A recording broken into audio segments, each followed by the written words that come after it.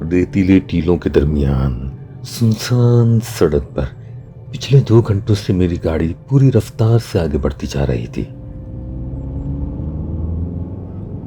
यूं तो सफर शुरू हुए 12 घंटे गुजर चुके थे और थकन से मेरी हालत खराब हो रही थी, लेकिन 2 घंटे पहले एक मोटल पे रुका था, इस गर्ज से कि रुक कर आराम कर लूं, लेकिन कोई कमरा खाली न मिला। तो ये सोचकर सफर जारी रखा कि ये ना सही तो आगे किसी और मोटल में जगह मिल जाएगी। यूं नेवाडा की सुनसान सड़क पर धूल उड़ाता जा रहा था। जीपीएस के मुताबिक फिलहाल तो कोई मोटल करीब न था, ना ही कोई फ्यूल पंप। बस रेडियो ऑन था और मैं गाड़ी भगाए जा रहा था।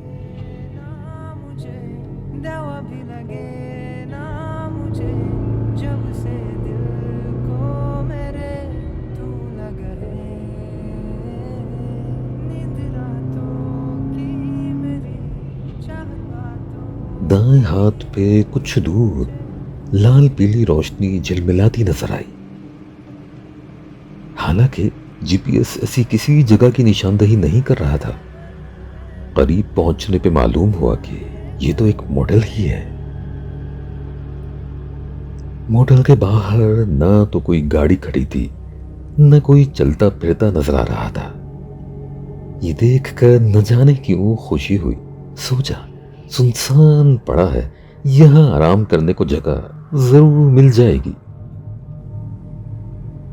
वहीं कच्चे में अपनी गाड़ी पार्क कर दी, मोबाइल उठाया, वॉलेट जेब में डाला और लैपटॉप उठा के मॉडल की तरफ बढ़ गया।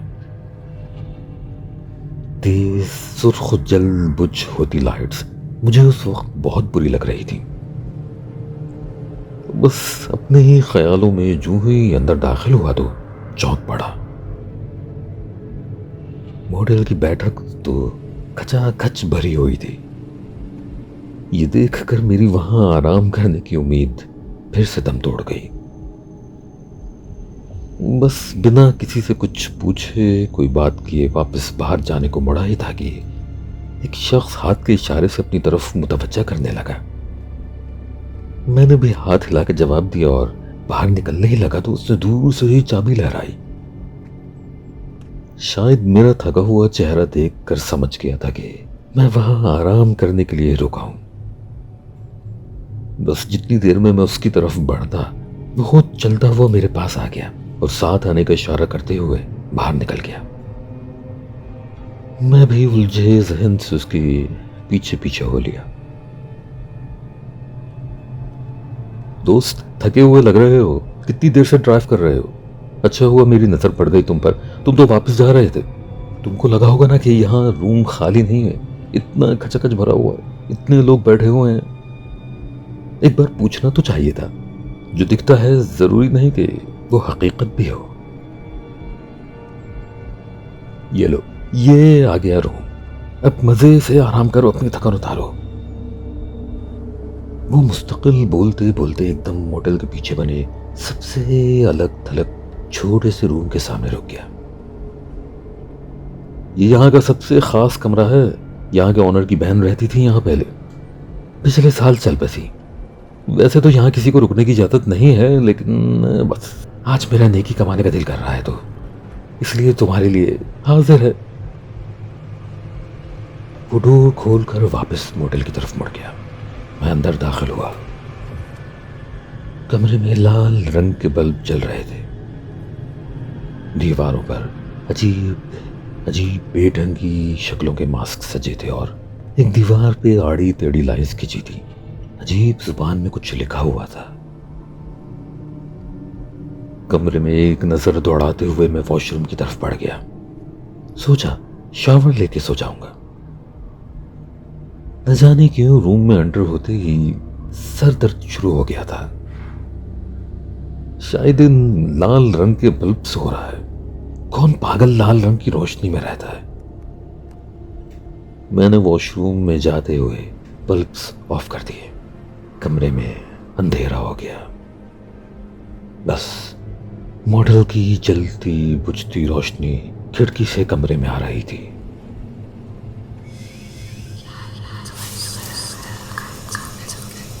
शावर लेते हुए मुझे कमरे से किसी की बातें करने की आवाज आई।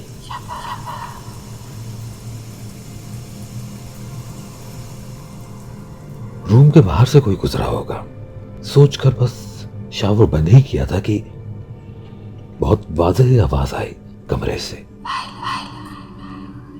औरत और मर्द बातें कर रहे थे लेकिन समझ में नहीं आया कि क्या कह रहे हैं। उसने लगता है किसी और को भी रूम की चाबी दे दी है।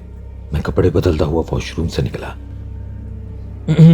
गला खंगारते हुए मैंने बल्ब ऑन किए। एकदम से बातें करने की आवाज बंद हो गई और रूम में मेरे सिवा कोई मौजूद न था। मेरा दिमाग खराब हो गया है। बस मुंह के बल बेड पे गिर गया।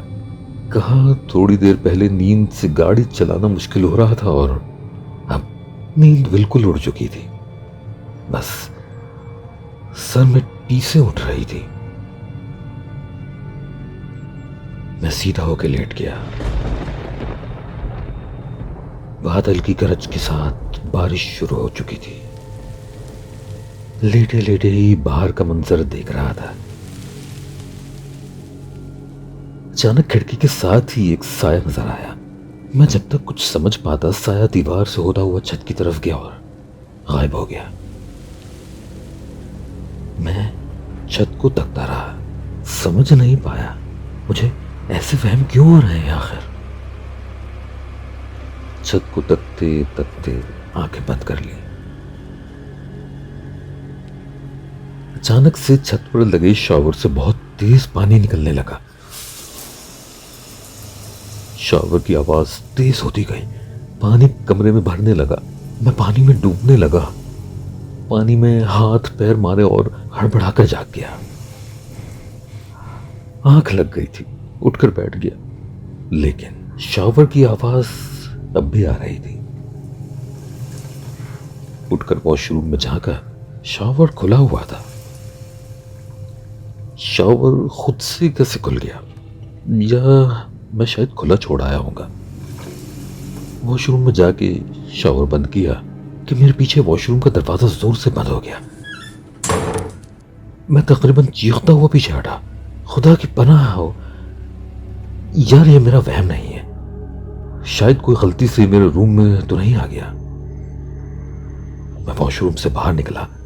कौन है यहाँ? ये रूम मैं रेंट पे ले चुका हूं। आप शायद गलती से अंदर आ गए हैं। बल्ब ऑन करते हुए मैं कहता गया और जो बल्ब की रोशनी हुई तो कमरे में फिर से मेरे सिवा कोई न था। कोई इतनी जल्दी रूम से बाहर नहीं निकल सकता था और अब की बार ये हरगिज मेरा वहम नहीं था।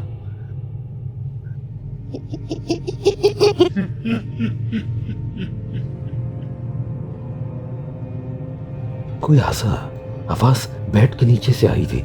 फौरन से नीचे झुककर झांका। अंधेरा हो रहा था। मोबाइल की टॉर्च ऑन करके झुकाई ताकि दर्द से मेरी चीख निकल गई। किसी ने मेरे पैर जोर से खींचे कि मेरा मुंह फर्श पर जा लगा। बल्ब तेज आवाज से टूट गए। मेरे जिस्म पे अनजाना सा बोझ होने लगा। जिस्म भारी होने लगा। हड़बड़ाता हुआ उठा, हाथ पैर मारता हुआ दरवाजे की तरफ लपका। कमरे से बाहर निकला और पीछे देखे बिना दौड़ता ही चला गया।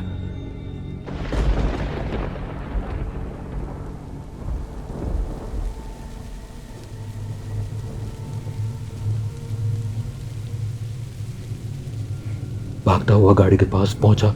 जल्दी जल्दी गाड़ी का डोर खोलकर अंदर बैठकर सांसें दुरुस्त करने लगा। पैरों को जिस जगह से पकड़कर खींचा गया था शदीद जलन हो रही थी। बारिश से कपड़े भीग गए थे।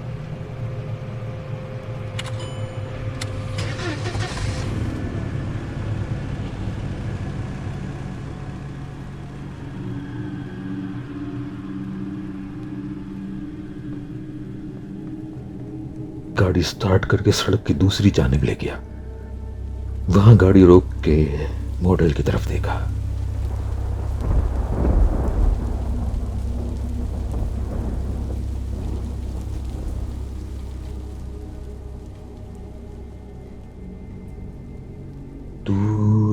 तक कोई नजर नहीं आ रहा था।